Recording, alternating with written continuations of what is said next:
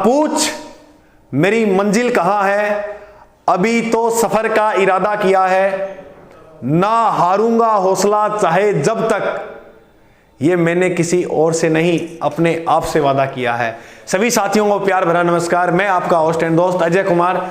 हम जो है वो पढ़ रहे थे मूल मंत्र सीरीज, और मूल मंत्र सीरीज के अंदर आज जो हमारी क्लास है वो क्लास नंबर 3, तीसरी क्लास तक हम सफलतापूर्वक पहुंच चुके हैं।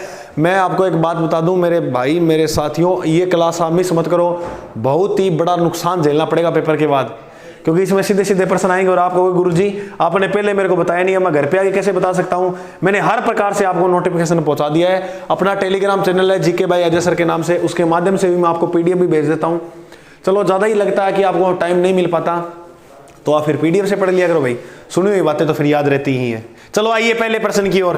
आज का जो पहला प्रश्न है वो ये है कि हाल ही में आयोजित वर्ष 2022 का चौथा अंतिम grand slam tennis tournament America open कहां संपन्न हुआ था। बिल्कुल इसका राइट उत्तर आप फटाफट बता दीजिए।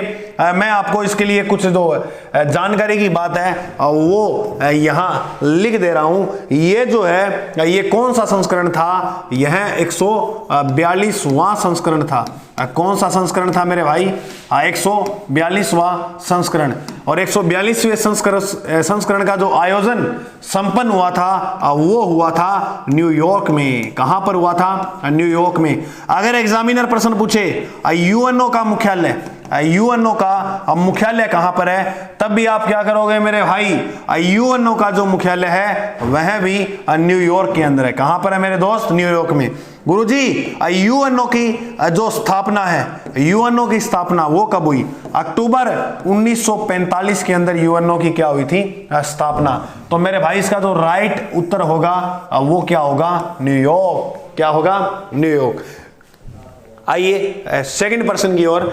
दूसरा प्रश्न जो है वो है हाल ही में भारत में आयोजित भारत ऑस्ट्रेलिया T20 श्रृंखला में किस प्लेयर को ऑफ द सीरीज घोषित किया गया है। बिल्कुल बहुत ही इंपॉर्टेंट प्रश्न है, याद रखना। जो ये T20 की जो सीरीज है इसके अंदर जो ऑफ द सीरीज है वो किस जो क्रिकेटर को है वो मिली है। तो आपको बिल्कुल ये नाम ध्यान में ही होगा आपके, अक्षय पटेल। अक्षय पटेल जो है इसे नवाजा गया है। और इस टीम के, अपने भारतीय टीम के जो कप्तान थे, भारतीय टीम के जो कप्तान थे वह थे रोहित शर्मा। कौन थे मेरे भाई? रोहित शर्मा। तो बिल्कुल आपको ये प्रश्न जो है वो बहुत ही अच्छी तरीके से समझ में आया होगा। ठीक है, इसके बाद जो नेक्स्ट प्रश्न है स्क्रीन पे वो ये है कि गोल्ड ग्लव ऑफ बोदिना युवा मुक्केबाजी टूर्नामेंट में सर्वश्रेष्ठ मुक्केबाजी कौन बनी? सर्वश्रेष्ठ मुक्केबाज कौन बनी? मुक्केबाज कौन बनी?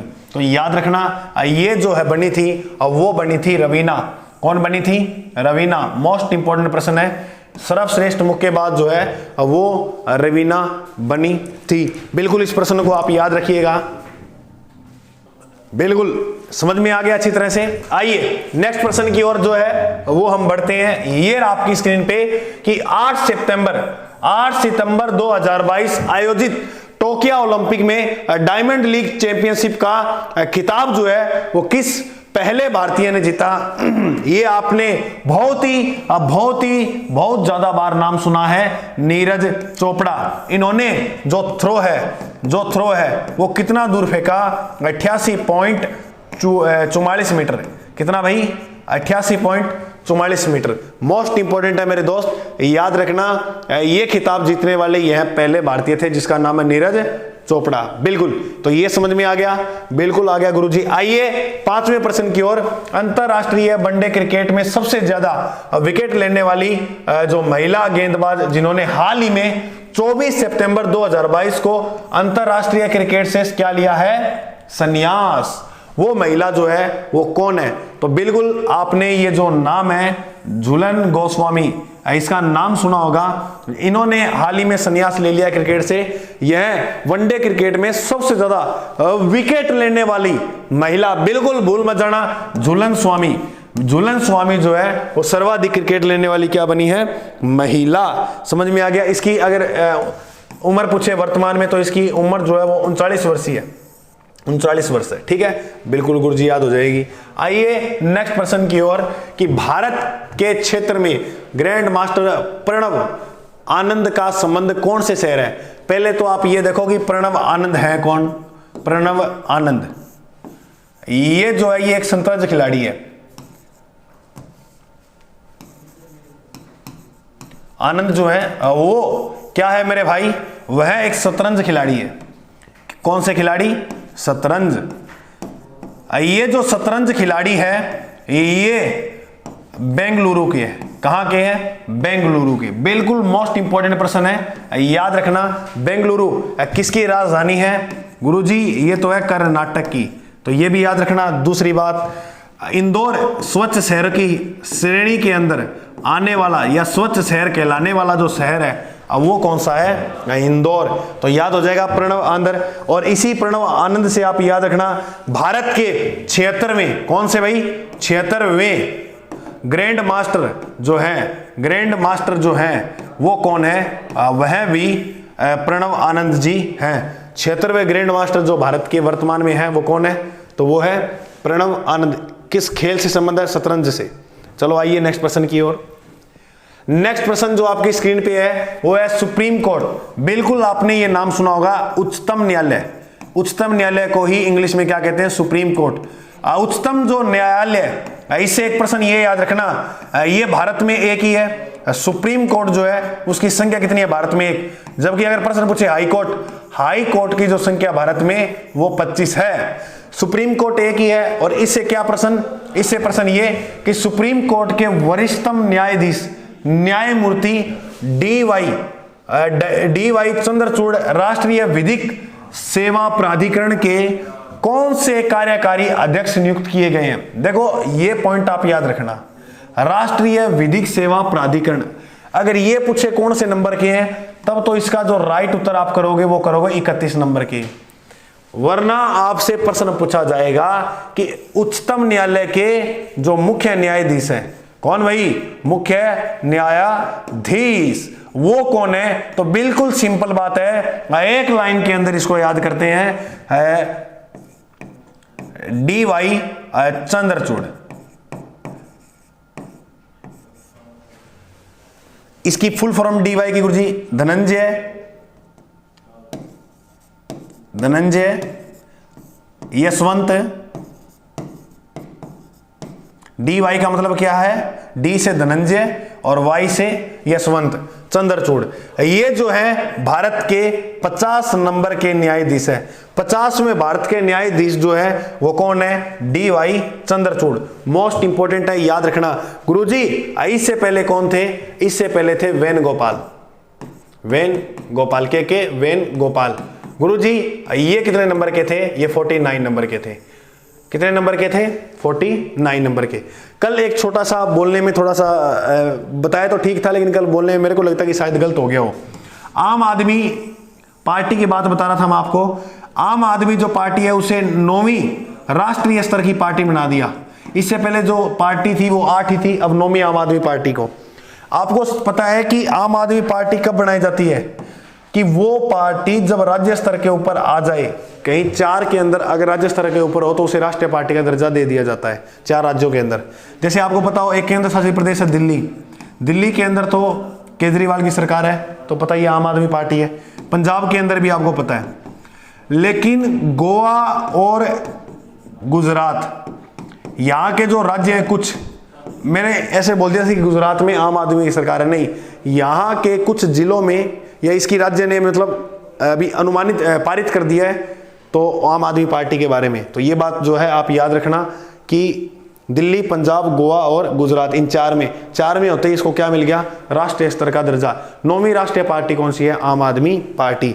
तो याद रखना ये वाई चंद्रचूड़ राष्ट्रीय विधिक सेवा प्राधिकारी कौन से हैं? 31वें नंबर के। और कौन से नंबर के न्यायाधीश हैं? मुख्य न्यायाधीश 50 नंबर के। ये बात याद रखना, ठीक है। आ जाओ, जस्टिस चंद्रचूड़ वर्तमान भारत के कौन से मुख्य न्यायाधीश? अभी बता के गया हूं मैं। कौन से नंबर के हैं? 50 नंबर के। बिल्कुल सिंपल सी बात है, याद रखना, ठीक है गुरुजी। आगे नेक्स्ट प्रश्न और 9वां जो प्रश्न है वो है अनिल चौहान भारत के कौन से नंबर के सीडीएस बने। तो देखो मेरे भाई, अनिल चौहान की अगर बात बताऊं तो अनिल चौहान वर्तमान के अंदर सीडीएस के पद के ऊपर है। गुरुजी सीडीएस कौन होता है? 3 सेनाएं जो होती हैं, जल थल और वायु, उनके सबसे ऊपर जो होता है अब वो कौन होता है? सीडीएस। उन तीनों का नियंत्रण कौन करता है? सीडीएस। और सर्वोच्च अगर पूछे ना कि सेना का सर्वोच्च कमांडर किसे कहते हैं? सेना का सर्वोच्च कमांडर, तो वो कहते हैं राष्ट्रपति को। सेना का सर्वोच्च कमांडर कहते हैं किसको भाई? राष्ट्रपति को। ये बात आप याद रखना, ठीक है? ओके गुरुजी, अब देखो ध्यान से, अनिल चौहान सीडीएस है। अनिल चौहान जो है वो दूसरे नंबर के हैं। कौन से नंबर के हैं? दूसरे के। तो गुरुजी पहले सीडीएस कौन थे? पहले जो सीडीएस थे उनका नाम था बिपिन रावत। क्या नाम था? बिपिन रावत, जिनका हेलीकॉप्टर क्रैश हो गया था उस दुर्घटना के अंदर इनकी जो है वो ये शहीद हुए थे। तो याद रखना कौन से नंबर के हैं? मोस्ट इंपोर्टेंट पर्सन है अनिल चौहान, जो वर्तमान के अंदर सीडीएस हैं वो दूसरे नंबर के हैं। नेक्स्ट और लास्ट प्रश्न आज की क्लास का, भारत के नए अटॉर्नी जनरल के रूप में किसे नियुक्त किया गया है? बिल्कुल बहुत ही अच्छा प्रश्न है, बता दीजिए फटाफट इसका उत्तर कि भारत का नया अटॉर्नी जनरल कौन है। तो हम जो है इसका राइट उत्तर करेंगे आर वेंकटरमन। आर वेंकटरमन जो ये है इनको नियुक्त किया, आर जो है वो वेंकटरमन। बिल्कुल आपको अच्छी तरह से समझ में आ गया होगा। ये बात बताओ आपको अच्छी लगी, क्लास अच्छी लग रही है तो मेरे को जरूर बता दीजिएगा, ठीक है? और इसका जो कार्यकाल है वो कितना है? 3 वर्ष का। 3 वर्ष तक रहेंगे ये आगे, 3 वर्ष तक रहेंगे। और इससे पहले जो अटॉर्नी जनरल थे वो थे के वेणुगोपाल। इससे पूर्व कौन थे? के वेणुगोपाल, वेणुगोपाल। दोस्तों मेरे से छोटी सी मिस्टेक होगी, यहां बताना था के वेणुगोपाल, मैंने थोड़ा वहां व्याख्या कर दी। तो आप याद रखना आर वेंकटरमन के पहले हुए थे कौन? के वेणुगोपाल। क्या हुए थे? Attorney general. अब वर्तमान में कौन है? आर वेंकटरमन। तो वो जो है वो हम इसको हटा देते हैं कि हमने जो वहां पर किया था ये रहा, ठीक है? तो ये इसको जो है वो निरस्त कर देना। गुरुजी किसको निरस्त करें? इस यहां पर इस चीज को, ये 1 मिनट, चलो इसको अपने